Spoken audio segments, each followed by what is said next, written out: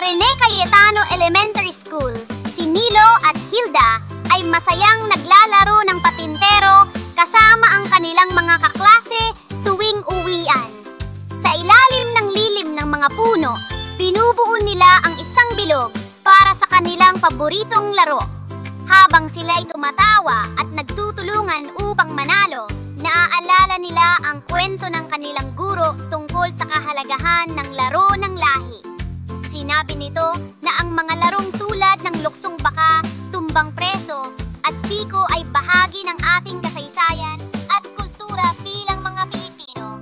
Sa paglalaro, naibabahagi nila ang mga tradisyon sa kanilang kapwa-bata at naipapakita ang galing at disiplina ng lahing Pilipino.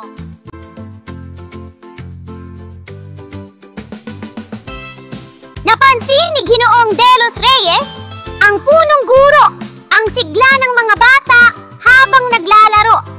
Sinabi niya kina Nilo at Hilda na ang mga laro ng lahi ay hindi lamang libangan, kundi isang paraan upang muling buhayin ang ating kultura sa makabagong panahon.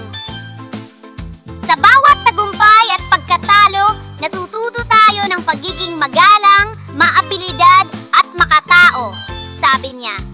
Dahil dito, naging inspirasyon sina Nilo at Hilda sa kanilang mga kamag-aral na ipagpatuloy ang paglalaro ng lahi bilang simbolo ng pagmamalasakit at pagmamalaki sa kulturang Pilipino.